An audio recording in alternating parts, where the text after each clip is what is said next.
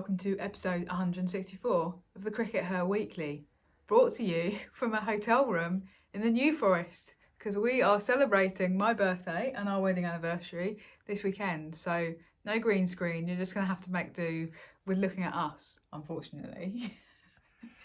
or just listening if you're a listener. So we've had some great news this week from Scotland with regard to their women's team, and we knew about this already, and we had kind of discussed the fact that Cricket Scotland had said that they were going to introduce a series of professional contracts for the women's team for the first time, and they are now in place, and there's been an announcement as such this week. So there are going to be 9 contracted players, and it's great news for Scotland. We don't know a huge amount of details. I don't believe that Cricket Scotland have said how much they're worth. I think they've sort of said that they're on kind of varying bands, so I guess that some of these players will be on more sort of student contracts similar to the ones that we used to have in England, and that I believe they've currently got in Ireland, where they're sort of a little bit part-time and kind of subsidised by the studying. But yeah, it's a good step forward for Scotland women's cricket. Yeah, absolutely. I mean, every little helps at this point. So what Scotland are doing, we understand from conversations we've had, is they're really targeting, what they want to do is participate in the World Cup that's coming up in England in 2026, the T20 World Cup. Yeah. So they've set their sights on the fact that it's going to be an expanded competition. So there's going to be 12 teams competing in that competition. And so Scotland very much believe that they can be one of those 12. Yeah. And that's what they've set their sights on. These contracts are part of a focus on trying to achieve that. Now, of course, one significant thing about the contract is that there were a few people that weren't on this list, weren't there, Raf? Yes, there were, and they'll be familiar names to most of our viewers in England, because they are the ones who have already got professional deals attached to the English regions. So there are a few of those. We've done a little bit of a calculation, and we think that we've identified 5, but we may have missed some. So you've obviously got the Bryce sisters, who have been playing professional cricket in England for quite a few years now. Maqsood, who plays for the Sunrisers professionally. And more recently, Rachel Slater signed a professional contract for the Diamonds last season. And Catherine Fraser, who I think is a new addition this season. So there are a few on the roster of the English professional contracts. And kind of more to the point, it does seem to be becoming an increasing thing that Scotland players have their eye on, and will look to what other players have done and go, oh, I could do that, I could have a bit of that, and actually take up that professional opportunity in England. Yeah, and they're great opportunities for these players, and it's fantastic for these players that they get that opportunity. I think that one thing, though, that is important to discuss, and it's important to discuss these things even though some of these questions are slightly awkward again, and we try and address those issues, is what's going on here in terms of the way that this is effectively being used as a way that the ECB are subsidising the development of women's cricket in Scotland. And that in itself is a positive. It's a positive for women's cricket in Scotland, and it's a positive for the individual players. But the issue I have with it is it's very, ad hoc and random, and nobody's really, it all came about because the English regions realised they could kind of hack the overseas players system and get in some Scottish players who didn't count as overseas players, and that allowed them to kind of bolster their player pool. But I do kind of feel that if the ECB are going to subsidise the development of women's cricket in Scotland, which is a good thing for them to do, that it might be better to do it in a slightly less random ad hoc way. It might be best to say, okay, we'll give every region the funding to bring in one player from Scotland. Perhaps. The other thing that's an issue here for me is the fact that it excludes Ireland. Now, why does it exclude Ireland? Well, the Irish players, when they come over here, they have exactly the same legal right to work in this country as the Scottish players, because there's a long-standing agreement going back to when Ireland was part of the United Kingdom and when it became independent, whereby any Irish person can come and work in the United Kingdom and vice versa. And that still carried on after the Brexit meant that we left the European Union. Okay. So the Ireland players are legally allowed to work here, but they're not allowed to play professional cricket here except as overseas players. Why is that? That's because the Ireland men's team are good enough to have been admitted to full membership of the ICC. But it does mean that the island players are at disadvantages because they can't just come and play as domestic players. They have to be the one named overseas player. So in a way, Ireland have got the opposite of what we've seen as the Thailand problem. Now, the Thailand problem in women's cricket, tell the viewers about the Thailand problem, Raf. Well, basically, because we've currently got merged governance, and obviously you know that I'm not a fan of that system, the way that it's currently set up is that the ICC makes rulings on whether nations should become are developed enough to become full members or whether they remain as associate members. Now, Thailand are an associate member, but they are really much more developed in women's cricket than they are in men's cricket. That means that they can't be admitted to full membership on the basis of just having a very developed women's team who are really pushing and competing and have been in World Cups. So are in, probably like the top 10 countries in the world in women's cricket. But because their men's team are nowhere, they can't be admitted to full membership. Now, what you're saying, Sid, is that Ireland have got the opposite problem because they were admitted to full membership, which has been on the basis of the development of the men's team, which has been great for men's cricket, but it's actually put a little bit of a spanner in the works in terms of Ireland women's players coming over and playing in England as domestic players. And the reason for that is because if you play for a full member nation, you then automatically count as overseas, right? Because if you play for an associate nation like Scotland, then you can come and play as an English player effectively without having to transfer your allegiance, because you could wake up tomorrow and go, okay, I'm never going to play for Scotland again and I'm transferring to being an English player, couldn't you? So that's the theory behind it. Yes, there's a certain amount of logic to it, but it's not really logic that works very well for individual players. I don't think it's logic that works honestly terribly well for the development of the women's game overall. So I just think it's something that we should be talking about, and we should explore whether we're kind of approaching the way that we're subsidising women's cricket development in Scotland in quite the right way. Yeah, I mean, I guess the other thing is that the way I see it is that the regions are the ones who are going out and going, okay, who are the best players that we can get to come and play for us? I mean, Max Su's been absolutely instrumental in the Sunrisers' limited success that they've achieved to date, hasn't she? That win against the Vipers. I'm afraid it has been limited, but that win against the Vipers, it was 50% her, right? Yeah, so a really good buy for them. So it's the regional kind of talent scouts who are going, oh, this is a great loophole for us to exploit. That, in a way, also, though, is a bit of an indictment against the player pool that we've got in England, isn't it? Like perhaps the kind of the fact that it's still 3-4 years into the regional system remains quite shallow, that the regional scouts are going, oh, let's exploit this loophole. So there's maybe an issue there. So I think that I think what you said is absolutely right, that it perhaps needs to be a little bit more of a formalised system and a bit more structure to it. Okay.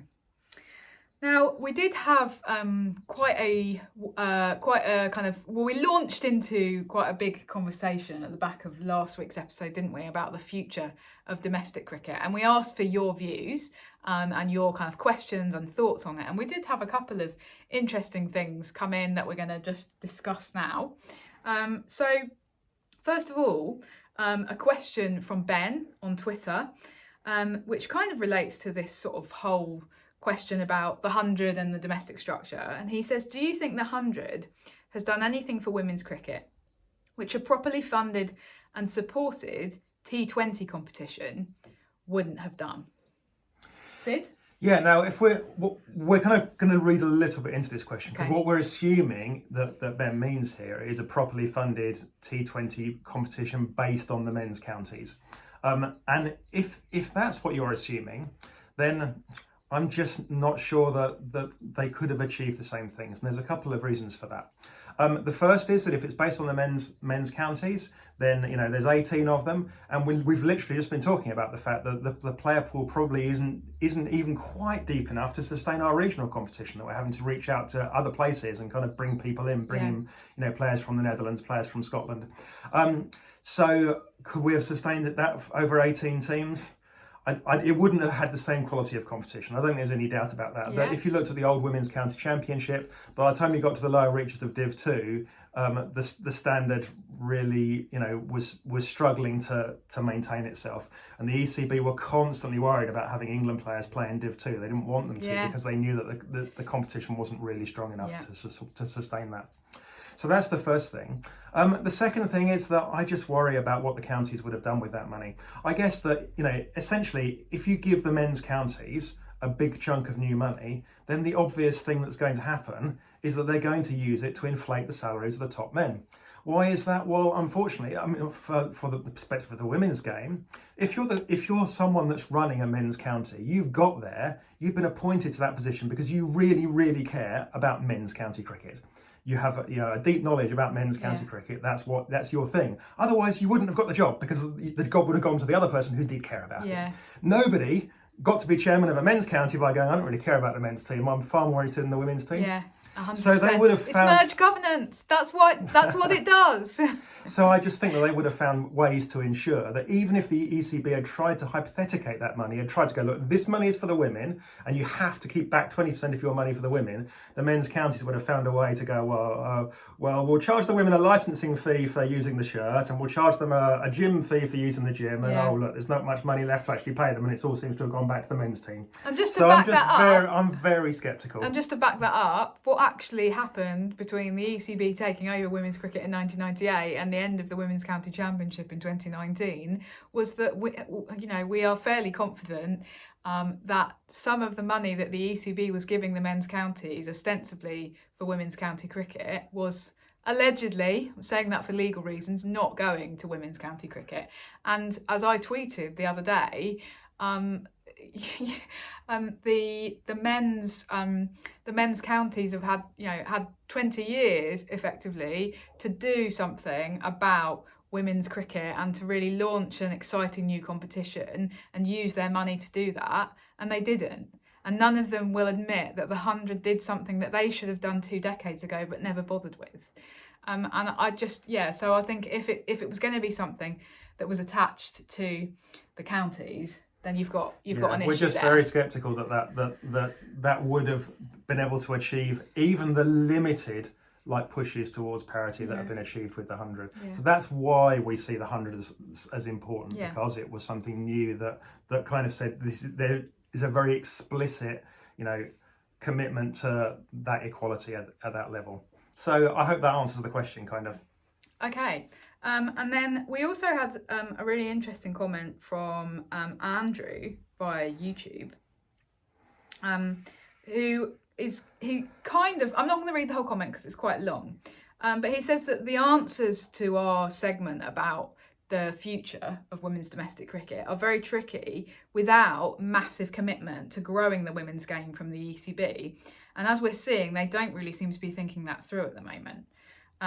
He talks about the importance of free-to-air coverage of women's cricket and perhaps developing more connections between clubs and regional women's teams. And he does also then say maybe that the report of the Independent Equity Commission will be a catalyst, and if so, perhaps talking to Ebony Rainford-Brent about any lessons she'd have learnt from building the ACE programme would be useful. And then a couple of days after that, he said, as if by magic, Rainford-Brent becomes a non-executive director for the ECB. Does this give you the hope that it gives me? And that actually was a really interesting development this week, wasn't it? Seeing Ebony appointed as a director of the ECB. So that means that she's going to have to stand down from her roles at Surrey, I believe, in order to take up this position. It's a really interesting move. Yeah, I think there's a couple of things to say about that. The first is that she's an extremely driven person. Yeah. She's smart. She's prepared to confront authority. She's prepared to wade in there and say when she thinks things are being done wrong. Yeah. And she puts her money where her mouth is, ultimately, as she did with the ACE programme, right? The ACE programme exists because Ebony Rainford-Brent stood up and were like, the ECB is making a total horlicks of this. Yeah, I'm going to do it myself. Yeah. And she did. Yeah. And she made it happen. She drove that that through. Now, obviously she did that, in cooperation with all the people that she hired, but the point was that it was her force of personality that drove that through.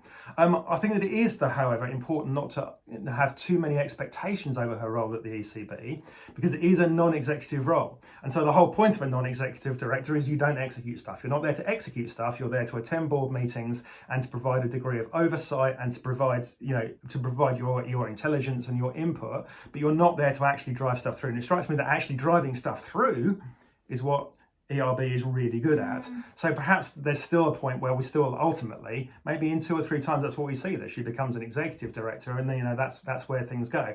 Because I think that's where someone like her can really impact change, and she's shown that she's not afraid to confront that change. So that's why I see it. I mean, the only thing that slightly concerns me is you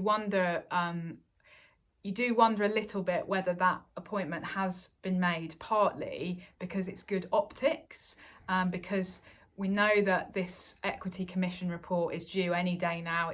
It's meant to have been coming out months ago, and we hope that it's going to emerge soon, and that's going to have some pretty damning stuff in it about the lack of equity in governance of English cricket. And so let's appoint one of the only black women in cricket leadership to our board. Now, this is nothing to do with Ebony personally, because she absolutely deserves to be there, but I hope that the decision's been made for the right reasons, and it does concern me that possibly it's about good optics. Just throwing it out there. Okay. Sid, continuing this kind of conversation about women's domestic cricket and the future, and there's been a couple of good threads on Twitter this week about this. It seems to have kind of become a bit of a talking point, actually, in particular about women's county cricket and its future. And we actually went and watched some women's county cricket on Bank Holiday Monday, Coronation Bank Holiday Monday, Hampshire v Berkshire at Binfield Cricket Club, who, kudos to them, managed to get 2 full T20 games on in a day that basically it never stopped raining for more than about 5 minutes. So it was fantastic, and we got to see your beloved Berkshire beat Hampshire off the final ball. That was a very exciting game. And today, as we're recording this, it's Women's County Cricket Finals Day happening around the country, because Women's County Cricket, if you didn't know, is now broken down into these regional groups. So each of the regional groups is having its own finals day. There won't be an overall winner. I guess that partly speaks to the fact that women's county cricket still exists, but it's been very much trimmed down by the ECB from what it was. We won't have an overall women's county champion winner. We will have these regional group winners. Yeah, so, we very much enjoyed my weekend going to see Berkshire, enjoyed the win. We should say that Hampshire won the other game, but Hampshire were kind of expected to. They had Emily Windsor and Charlotte Taylor playing for them. They were expected to win both those games quite easily, I think. So the fact that Berkshire won one of them was a big yay moment for all the Berkshire folks. So that was a lot of fun for us. Where are we at with women's county cricket? Well, the ECB effectively tried to abolish it, as we know, 2 or 3 years ago. And what they said was that, we're going to grow club cricket to try and take its place. Yeah. And to be fair to them, the ECB put quite a lot of money into this. They hired people all over the country to act as activators within the counties. They based them in the counties and they gave them a salary and said, go off and make women's club cricket happen. But unfortunately, this doesn't appear to have been a success. And, while individual people worked really hard on it, and some regions were more successful than others, particularly those ones where there was already quite a lot of work being done in that kind of space, places like Sussex, throughout the country as a whole, when you look at the entire thing, I feel that unfortunately most of that money was not allocated in the right kind of way. And I think what we need to accept actually now, looking with the hindsight that we have, I think that this attempt to kind of kickstart women's kind of Premier League club cricket has not been a success. And what the ECB need to do is to accept that essentially the equivalent of men's Premier League club cricket for women is county cricket. And that's the thing that, that where there still remains a degree of momentum. It's where women that are no longer playing regional cricket, those who have just not quite made the grade. People like Ashley Mutt at Berkshire, who was a good player, made her county debut at like age 16, played for Loughborough at the point where they were at the top university, but didn't quite make the grade as a regional cricketer, but possibly, and not unreasonably, still has hopes of maybe one day doing so, to allow people like that to kind of carry on playing top level cricket, because unfortunately, the only other options are club cricket or go and play men's cricket. So I think the ECB need to accept that county cricket is the thing that they should be investing in, and they should go back and go, okay, we got that wrong, we will invest more in county cricket, and we will accept that county cricket for women is our kind of premier amateur format, if you like. I totally agree with what you've said. I think that the ECB were quite naive, and they underestimated the commitment that many women feel to playing county cricket, and that it's very difficult to say to somebody who's represented their county, oh, just go and play club cricket. First of all, because they have that like real loyalty and that real attachment to representing their county, and it feels like a downgrade. And secondly, as you say, because women's club cricket has always been very weak, and while the ECB had as one of the kind of points of their last strategy document released in 2019 to develop women's club cricket over the last few years, well, COVID's hit, that's got in the way. Putting these kind of parachuting in these activators for hardball women's club cricket has not worked very well, because really you need it to be being built from the grassroots up, and it's not sustainable just to have somebody come in for a year or two and try and do a little bit of work, because when they disappear, the whole thing crumbles. We are not aware, and it may be that this has worked well for individual specific clubs, but we are not aware of there being any kind of groundswell of suddenly, oh, it's a huge revival of women's club cricket, or it's a huge growth of women's club cricket. There have been a lot of success stories at the much more amateur level, at the beginner level. So there are piles of people out there doing great work at getting women playing cricket at the very much at the recreational level. But for what you might call the elite amateur level, the equivalent of those men's Premier Leagues, that hasn't. If anything, it's gone backwards over the last couple of years. Okay, so what we're really saying then is that the ECB need to be a bit less half-arsed about their commitment to women's county cricket. I think the impression that we get is that they're vaguely embarrassed about women's county cricket at the moment, because they tried to get rid of it, as you said, and then realised that they needed to backtrack because they were going to lose a whole load of players to men's cricket otherwise. So they did this kind of compromise where they said, okay, we'll have a T20 competition for women's counties for a couple of years, and it'll be a sort of stay of execution. Well, that stay of execution is now 2 years ago, and it's just kind of being allowed to chug along, but as we understand it, on a very limited budget, very much being run on a shoestring, and not really got any kind of focus or any oomph behind it. And that's what you really need. It's kind of similar to what you were saying about the Scotland thing. It needs just a little bit more thought and a bit more of a kind of, less of an ad hoc thing. It needs to be more structured. Strategy. Yeah, absolutely. So I think that's what we would say. I hope that perhaps the ECB might actually think, right, we need to sit down and really think hard about what women's county cricket is going to look like in 5 years and how we can best develop it, because getting rid of it is a no-no. It doesn't work. They tried and they failed. It's your hope. This is what you should be focusing on. It's there. It's not sitting down. So this is what you should be building on. Okay. Anyway, let's wrap up there, Sid. Good luck to everyone today who's playing in county cricket finals days, and enormous good luck and best wishes to everyone out there who is still working really hard to develop women's county cricket, because it's a hard old slog, and we see you and we welcome your efforts, and we hope that the ECB will do similar. Bye for now. Bye.